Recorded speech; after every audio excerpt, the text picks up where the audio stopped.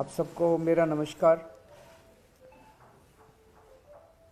जैसे दिल्ली के अंदर शिक्षा के क्षेत्र में बहुत बड़ी क्रांति हो रही है, दिल्ली में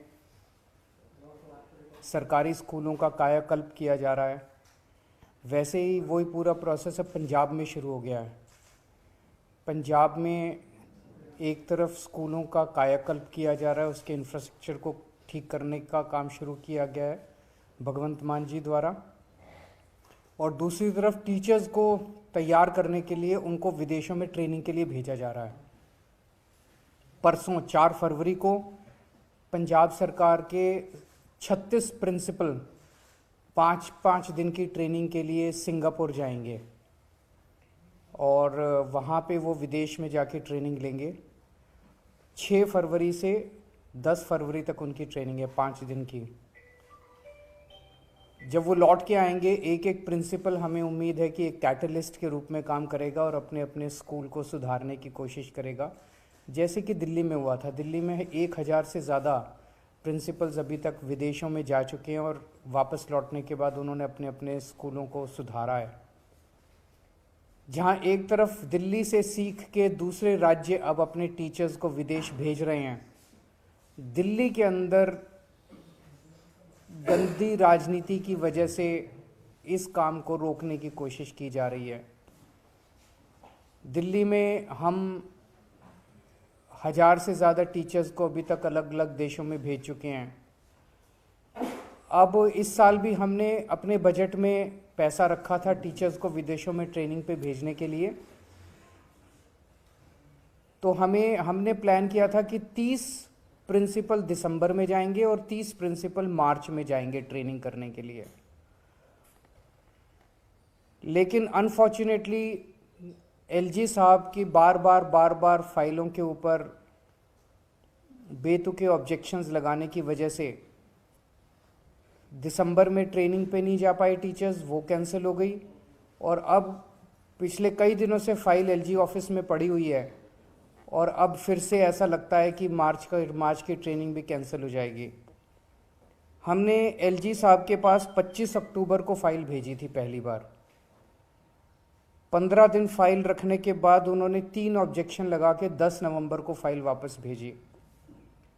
हमने जब वो ऑब्जेक्शन पूरे करके दोबारा फाइल उनके पास भेजी तो 9 जनवरी को उन्होंने 2 और ऑब्जेक्शन लगा के फिर फाइल वापस भेज दी। अब हमने वो भी ऑब्जेक्शन दूर करके 20 जनवरी को दोबारा फाइल उनके पास भेजी है। अभी तक फाइल का कोई अता पता नहीं है। जब मैं और मेरे सारे विधायक एलजी हाउस गए थे, राजनिवास गए थे इसके विरोध में और रिक्वेस्ट करने की आप फाइल क्लियर कीजिए, तो एलजी साहब के यहाँ से पूरे मीडिया में दिया गया था कि मुझे कोई आपत्ति नहीं है टीचर्स के विदेश जाने में, मैं तो कोई आपत्ति नहीं कर रहा, मैंने तो एक इन्फॉर्मेशन मांगी थी। अगर वो आपत्ति नहीं कर रहे तो फिर 15 दिन से फाइल उनके दफ्तर में क्यों पेंडिंग पड़ी हुई है, उन्होंने क्यों नहीं क्लियर किया? इस सिलसिले में मैं ये कहना चाहता हूँ कि कानून में, संविधान में साफ साफ लिखा है LG is bound by add and advice of council of ministers. इसका मतलब ये होता है कि फाइलें एलजी के पास नहीं जानी चाहिए। जैसे दूसरे राज्यों में भी ये लिखा हुआ है कि governor is bound by add and advice of council of ministers. केंद्र सरकार में लिखा है president is bound by add and advice of council of ministers. तो केंद्र सरकार में भी फाइलें नहीं जाती प्रेसिडेंट के पास, राज्यों में फाइलें नहीं जाती गवर्नर के पास। दिल्ली में भी 2018 में संविधान पीठ, सुप्रीम कोर्ट की संविधान पीठ ने ऑर्डर किया था कि एलजी के पास फाइलें नहीं जाएंगी। मुख्यमंत्री और मंत्री सारे निर्णय लेंगे और वो निर्णय तुरंत लागू कर दिए जाएंगे। लेकिन 2021 में केंद्र सरकार ने बदमाशी करके और कानून पास कर दिया और कानून में लिखा कि सारी फाइलें एलजी के पास जाया करेंगी। ये कानून बिल्कुल गलत है। अब सारी फाइलें एलजी के पास जाती हैं, हर फाइल के ऊपर एलजी जो है वो दो चार उल्टी सीधी कोई ना कोई ऑब्जेक्शन लगा देते हैं। तो ये कानून बिल्कुल गलत है। ये कानून संविधान के खिलाफ है।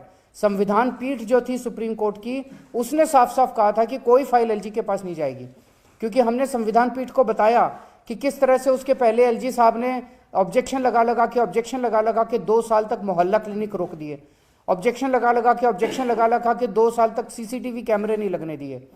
तो संविधान पीठ ने कहा था कि 2018 में 4 जुलाई 2018 का ऑर्डर है कि कोई भी फाइल एलजी के पास नहीं जाएगी, लेकिन 2021 में इन्होंने संविधान की उल्लंघन करके संविधान के खिलाफ केंद्र सरकार ने कानून पास कर दिया।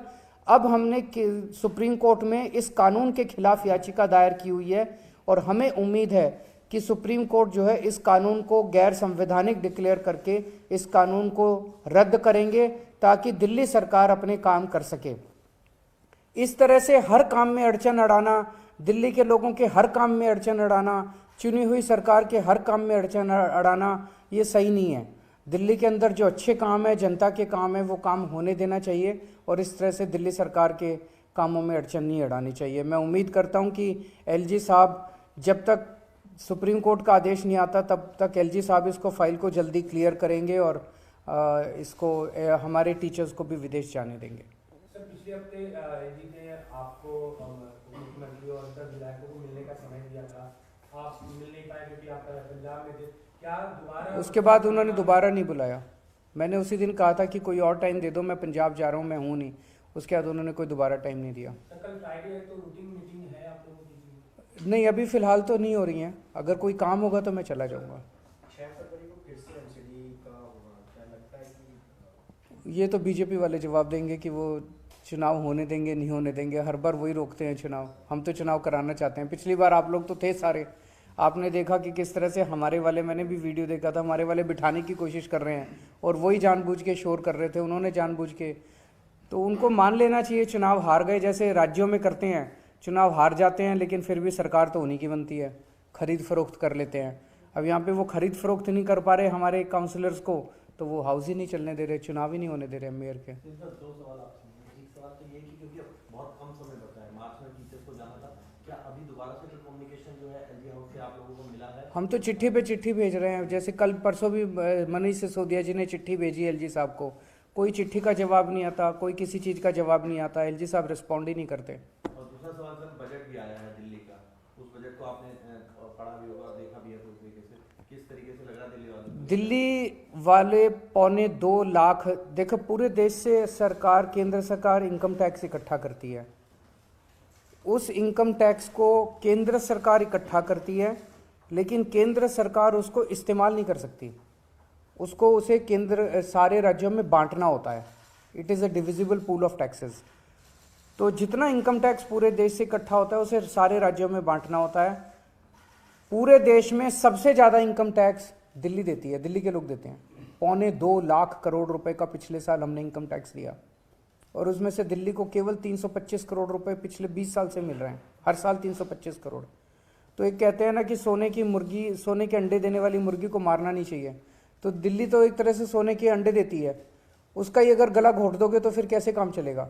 आप जितना ज़्यादा दिल्ली में इन्वेस्ट करोगे, दिल्ली की अर्थव्यवस्था में इन्वेस्ट करोगे, उतना ज़्यादा दिल्ली और प्रोड्यूस करके देगी, और टैक्स देगी आपको, आपकी और तरक्की होगी।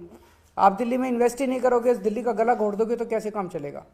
दूसरा, कल बजट में केंद्र सरकार ने देश के जितने नगर निगम हैं, म्यूनिसिपैलिटी है, म्यूनिसिपल कॉरपोरेशन है, म्यूनिसिपल काउंसिल है, छोटे बड़े जितने नगर निगम हैं, सारे नगर निगमों को पैसा दिया पूरे देश में। केवल दिल्ली नगर निगम को पैसा नहीं दिया। मैं केंद्र सरकार से पूछना चाहता हूं, आपका दिल्ली के लोगों से क्या दुश्मनी है आपकी? केवल दिल्ली नगर निगम को पैसा नहीं दिया, बाकी पूरे देश के सारे नगर निगमों को पैसा दिया। आप बजट उठा के देख लो।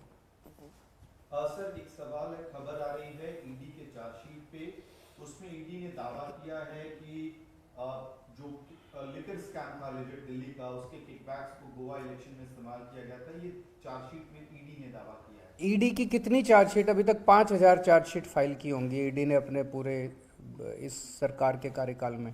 उसमें से कितने लोगों को सजा हुई? ईडी की सारे केस फर्जी हैं।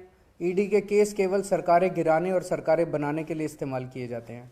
ईडी के केसेस, ईडी जो है भ्रष्टाचार खत्म करने के लिए थोड़ी केस करती है।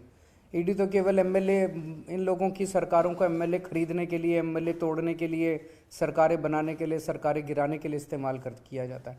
तो ईडी की चार्जशीट एक कोरा फिक्शन है। Thank you.